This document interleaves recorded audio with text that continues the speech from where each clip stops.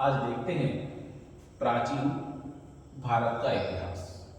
प्राचीन भारत के इतिहास में कुछ प्रमुख राजवंश हैं, उनके बारे में अक्सर आपसे क्वेश्चन पूछे जाते हैं, तो उनके संदर्भ में आज चर्चा करते हैं। देखिए, मगध में कई वंश की स्थापना हुई। हालांकि पहला वंश बताया जाता है बृहद्रथ वंश, लेकिन उस वंश का पहला और अंतिम शासक वही था। और इसके बाद एक व्यक्ति आता है बिंबिसार, जिसने हर्यक वंश की स्थापना। तो इसी वंश से हम शुरुआत करते हैं आज, और आज गुप्त वंश तक चलेंगे। ठीक, तो हर्यक वंश के बारे में देखते हैं कि हर्यक वंश का पहला शासक जो है बिंबिसार है, और इसने राजगृह में अपनी राजधानी बनाई, और इस वंश का अंतिम शासक नागभंश है। अब देखिए कि बिंबिसार पहले एक मामूली शासक था, लेकिन इसने अपनी बुद्धि का प्रयोग कर अपने साम्राज्य को मजबूत किया।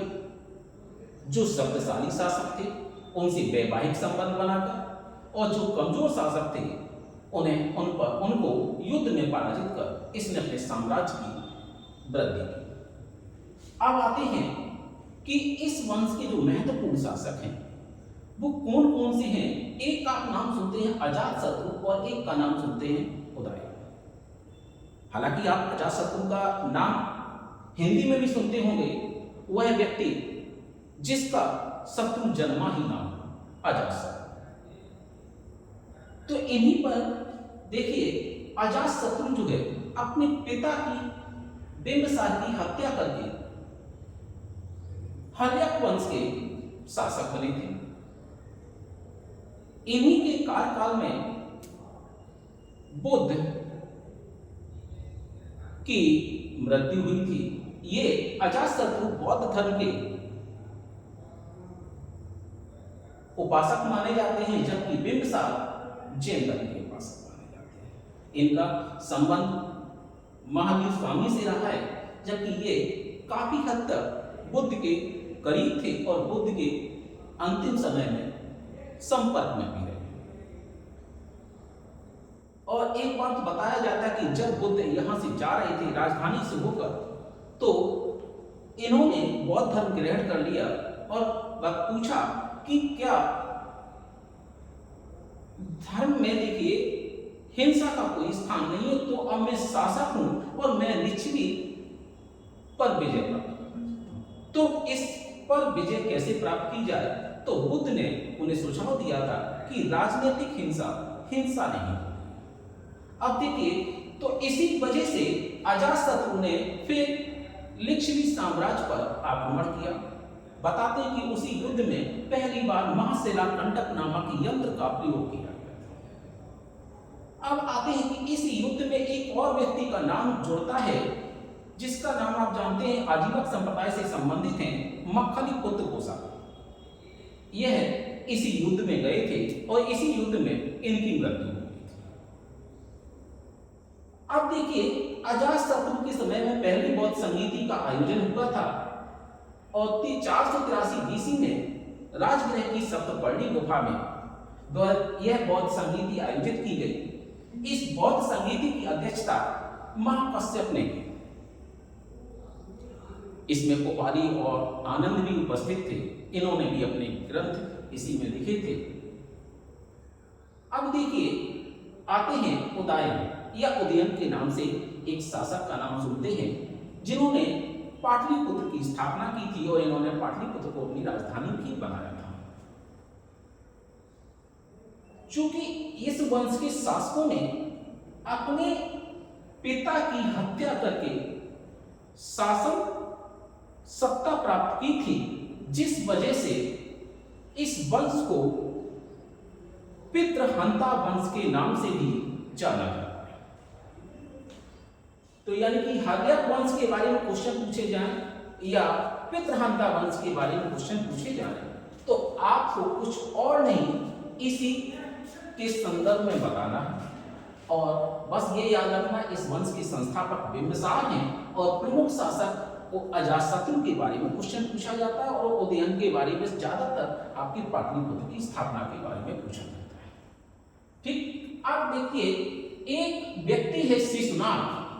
शिशुनाग ने हर्यक वंश के अंतिम शासक नागदशक की हत्या करके शिशुनाग वंश की स्थापना की थी। तो अब नया वंश आ जाता है शिशुनाग, जिसके शिशुनाग वंश जिसके शासक हैं, संस्थापक हैं शिशुनाग। इन्होंने अपनी राजधानी वैशाली को बनाया। इसके अंतिम शासक महानंदिनी या नंदीवर्धन के नाम से जाने जाते हैं। अब इसके बारे में देखिए, इसमें कई शासक हुए हैं, लेकिन इसका सबसे प्रसिद्ध शासक कालाशोक है, जो बुद्ध की मृत्यु के 100वें वर्ष में दूसरी बौद्ध संगीति का आयोजन कराता है। इसने दूसरी बौद्ध संगीति वैशाली के बालकाराम विहार में आयोजित करवाई थी, अर्थात बुद्ध के 100 वर्ष के बाद हुई थी, तो यानी कि 383 ईस्वी में होगी। और इसकी अध्यक्षता सुब्बू कामी ने की थी।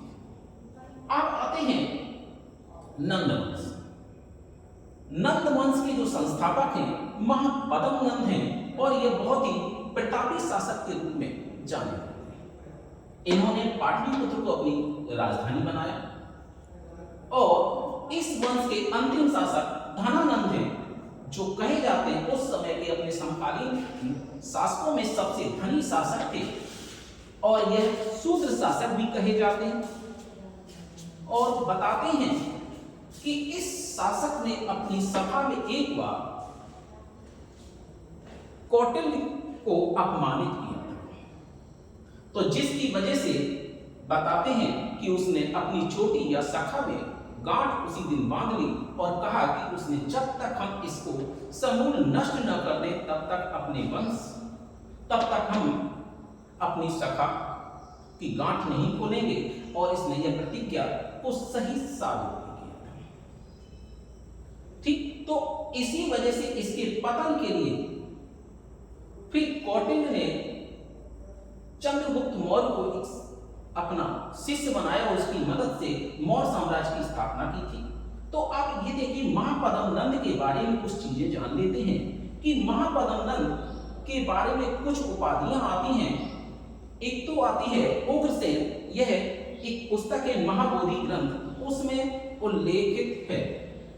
अब एक उपाधि है सर्वछत्रांतक। सर्वछत्रांतक इसे इसलिए कहा गया क्योंकि इस माना जाता है कि इसने क्षत्रियों का नाश किया था, इस वजह से सर्वछत्रांतक कहा जाता है। और इसी वजह से इसे भार्गव भी कहा गया। भार्गव अर्थात दूसरा परशुराम। अब देखते हैं दूसरा परशुराम कहा गया, तो परशुराम ने क्या किया था? परशुराम ने कई बार पृथ्वी को क्षत्रियहीन किया था, इसलिए इसकी तुलना महापद्म नंद की परशुराम से की जाती है।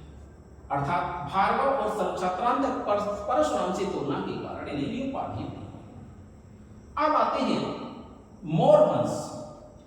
मौर्य वंश क्या है? हमने आपको बताया था कि कौटिल्य ने अपनी कसम खाई थी कि धनानंद को मैं पराजित करूंगा और अपना इस बदला लूंगा। तो इसलिए कौटिल्य ने एक व्यक्ति को अपना शिष्य बनाया। उस समय यह एक बालक था और एक राजकीलम के खेल खेल रहा था। उस समय से इसने उससे इसके मालिक से 1000 काष्ठार्पण में खरीदा और अपना शिष्य बनाया और तक्षशिला अपने साथ ले गया और वहीं इसकी शिक्षा दीक्षा कराई। और बताते हैं कि ये चंद्रगुप्त मौर्य जो है ये इसी जगह तक्षशिला में ही विश्व विजेता सिकंदर से भी एक बार मिला था। ठीक, तो बताते हैं कि जब एक बार मिला था तो इसने जब धनानंद के विरुद्ध संगठित होकर के युद्ध करने की बात की थी तो सिकंदर ने इसे मारने का आदेश दे दिया था। इसने तुरंत ही भाग करके अपनी जान बचाई। तो ये कथन किसी और का नहीं, जस्टिन का है।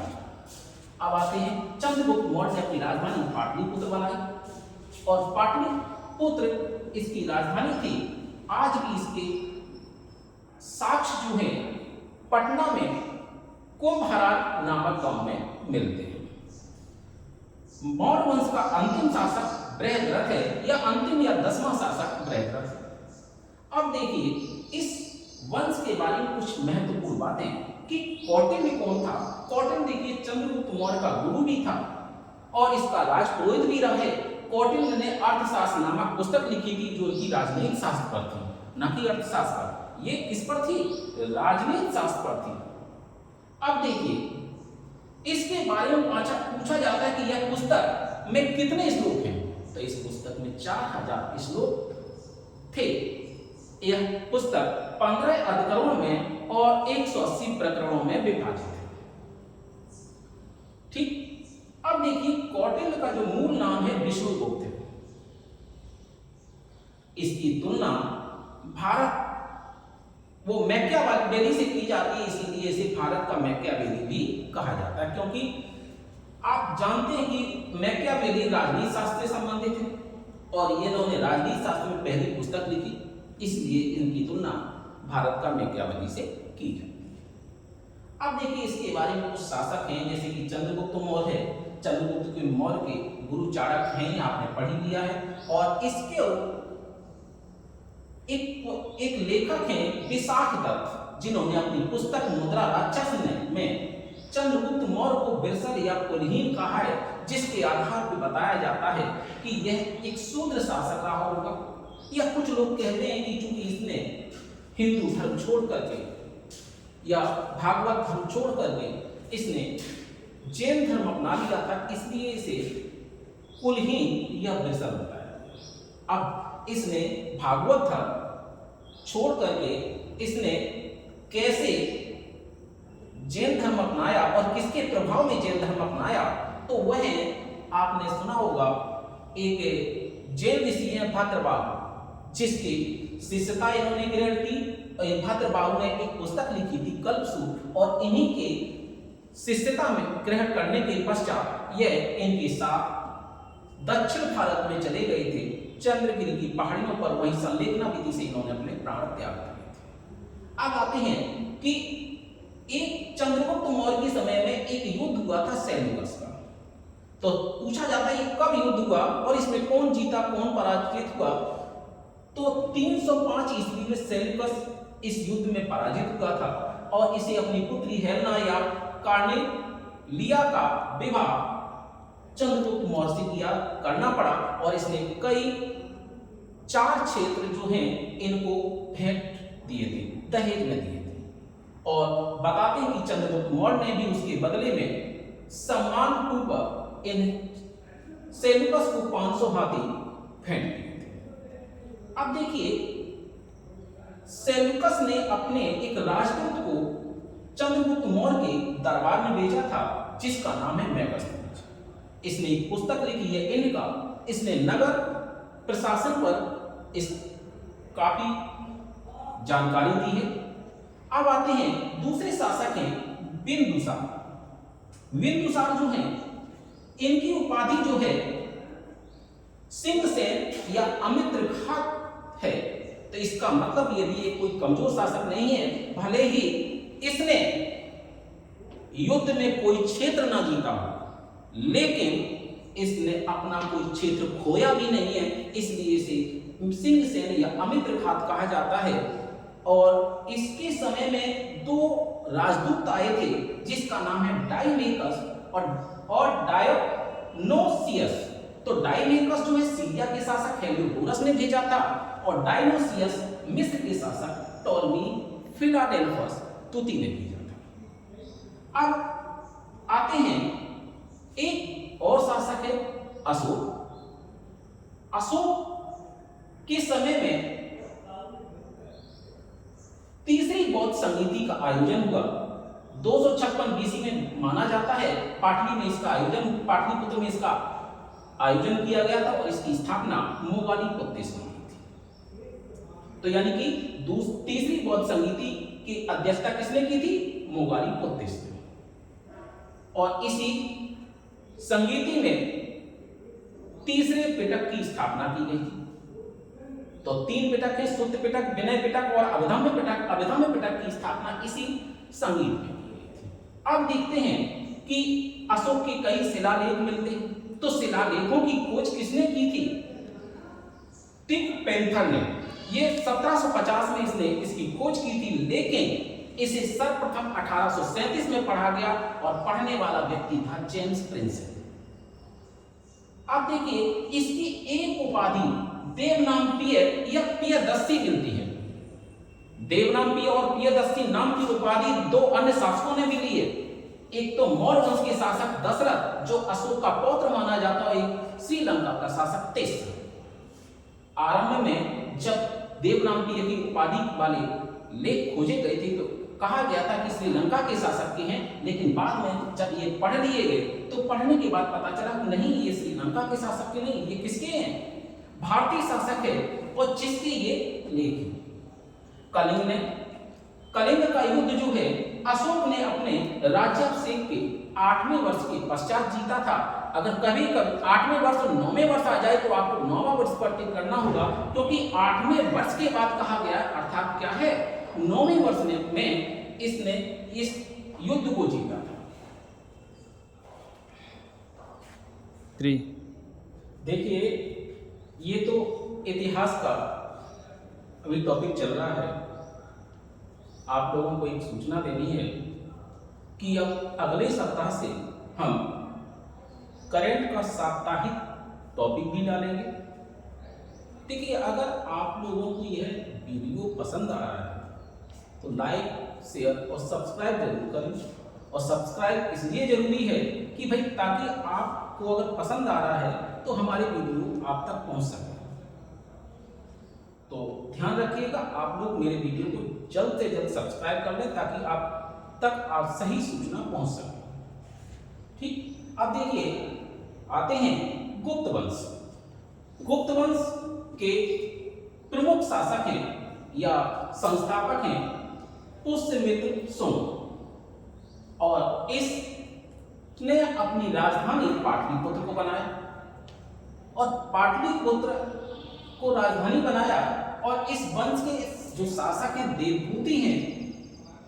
अब देखिए, माना जाता है कि अशोक ने अपने जीवन में 84,000 स्तूप बनवाए थे,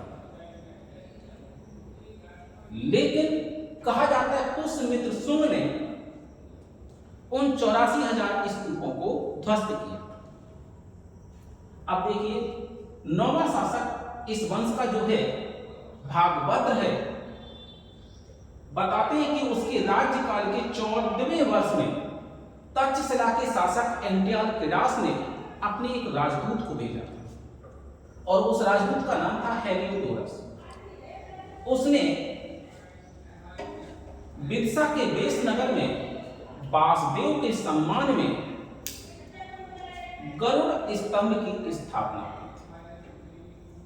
अब देखिए, पुष्यमित्र सुंग के बारे में कहा जाता है कि इसके मित्र एक थे और राज पुरोहित भी थे, जिसका नाम है पतंजलि। पतंजलि का ग्रंथ जो है क्या है? महाभाष्य। इसमें कहा गया है कि पुष्यमित्र सुंग ने एक अश्वमेध यज्ञ किया था। अब देखिए, एक और है, इसके अयोध्या के एक सामंत थे जिसका नाम था धनदेव। तो उन्होंने अपने अयोध्या के अभिलेख में लिखा है कि पुष्यमित्र सुंग ने अपने जीवन काल में 2 अश्वमेध यज्ञ किए थे। बहरहाल कुछ भी हो, 1 किया हो या 2 किया हो, लेकिन उसने अश्वमेध यज्ञ किया था। और यह अश्वमेध यज्ञ किसने संपादित कराया था? यह अश्वमेध यज्ञ पतंजलि ने संपादित कराया था। और पतंजलि कौन था? पतंजलि ने महाभाष्य नामक पुस्तक लिखी है, और यह पुस्तक जो है उस समय की सामाजिक आर्थिक स्थिति को बताती है। और देखिए, पतंजलि कोई और नहीं, पुष्यमित्र सुंग के मित्र रहे, राजपुरोहित रहे, इसलिए याद रखिए, बहुत क्वेश्चन आता है यहां से, इसको ध्यान रखिए। और एक ये भी याद रखिए, हेलियोडोरस जिसने गरुड़ स्तंभ की स्थापना की थी और भागभद्र के शासनकाल में आए थे। अब आते हैं अगले वंश पर, कण्व वंश। कण्व वंश की जो संस्थापक हैं वासुदेव हैं और इनकी राजधानी पाटलिपुत्र है। इस वंश के अंतिम और चौथे शासक सुशर्मा। अब देखिए अगला वंश है सातवाहन वंश, जो आंध्रभृत्य के नाम से भी जाने जाते हैं और इस वंश के जो संस्थापक हैं सिमुक हैं। माना जाता है कि सिमुक ने कण्व वंश के अंतिम शासक सुशर्मन की हत्या करके सातवाहन वंश की स्थापना की थी और सातवाहन शासकों ने अपनी राजधानी प्रतिष्ठान में बनाई थी और इस वंश के प्रमुख शासक अंतिम शासक विजयालय है। इस वंश के अंतिम शासक कौन है? विजयालय। अब देखिए इस वंश के बारे में कहा जाता है यह वंश मात्र सत्तात्मक समाज है, क्योंकि इनके शासकों के नाम माता के नाम से दिए जाते हैं, जैसे गौतमी पुत्र सातकर्णी, वशिष्ठ पुत्र पुलमावी आदि आदि। तो इन मात्र सत्तात्मक शासक हैं, लेकिन उत्तराधिकार के युग में मात्र सत्तात्मक नहीं। यहाँ पर क्या है, बेटे को राज सत्ता मिलती है, लेकिन नाम से क्या पता चलता है कि ये मात्र सत्तात्मक है। अब देखिए सातवाहन शासकों का सर्वप्रथम उल्लेख कहाँ मिलता है, पूछा जाता है अक्सर क्वेश्चन। तो इनका सर्वप्रथम उल्लेख ऐत्रेय ब्राह्मण में मिलता है। अब देखिए एक शासक है सातकर्णीय प्रथम। तो सातकर्णी प्रथम के बारे में कहा जाता है कि इसने भी 2 अश्वमेध यज्ञ किए थे और 1 राजसूय यज्ञ किए थे। यह नागानिका के नासिक लेख से मिलता है। ठीक, अब देखिए शासक आते हैं, अगले शासक हैं हॉल। और हॉल की 2 पत्नियां थी। एक पत्नी है मलयवती, जो संस्कृत की विद्वान थी और इन्होंने अपने पति हॉल को संस्कृत सिखाने के लिए सर्ववर्मन नामक विद्वान को नियुक्त किया था, जो संस्कृत का प्रकांड विद्वान था और इसने संस्कृत का व्याकरण ग्रंथ कातंत्र की रचना की थी। अब इसकी दूसरी पत्नी जो है लीलावती है, ये श्रीलंका की राजकुमारी थी और यह जब श्रीलंका को विजित कर लिया गया था तो इनका विवाह हॉल के साथ कर दिया। अब देखिए इनके जो शासक सेनापति हैं विजयालय ने ही श्रीलंका को विजय किया था और उसने वहां के शासक को अपनी बेटी का विवाह हॉल के साथ करने के लिए बाध्य किया था। अब हॉल भी कोई ऐसे वैसे शासक नहीं है, ये भी एक विद्वान शासक है। इन्होंने भी एक ग्रंथ लिखा है जो बहुत ही पूछा जाता है, गाथा सप्तशती। और यह गाथा सप्तशती प्राकृत भाषा का ग्रंथ है। अब देखिए इस वंश के एक और शासक हैं गौतमीपुत्र सातकर्णी या जीपीएस भी कह सकते हैं आप इसे। तो गौतमीपुत्र सातकर्णी ने शक शासक नहपान और उसके दामाद उसाप दत्त को पराजित किया था और इसने एक उपाधि ली थी जिसे कहते हैं बेड़ा कटक स्वामी। यह अपने वंश का 23वां शासक माना जाता है, बहुत ही शक्तिशाली शासक के रूप में इसकी गिनती की जाती है। अब एक शासक आते हैं वशिष्ठ पुत्र पुलमावी। बताते हैं ये भी शक्तिशाली शासक था, लेकिन यह कामर्दक वंश के एक शासक है रुद्रदामन, जिनकी पुत्री से इसने विवाह किया था। बताते हैं कि रुद्रदामन ने इसे कई बार युद्ध में पराजित किया, लेकिन निकट संबंधी होने के कारण रुद्रदामन ने कभी इसे दंडित नहीं किया। ये अपने लेख में बताता है। और ये रुद्रदामन कोई और नहीं है, रुद्रदामन का जूनागढ़ लेख आपने पढ़ा होगा और उसने जो लेख लिखा था वह संस्कृत का पहला लेख था। ठीक, आज इतना ही, बाकी का अगले उसमें चलते हैं क्लास में। लेकिन हाँ याद रखिएगा, अगर क्लास पसंद आ रही है तो इसे लाइक शेयर और सब्सक्राइब जरूर करें। और अभी कुछ समय बाद आपका अगली बार से इसका एक करंट का टॉपिक भी डाला जाने लगेगा।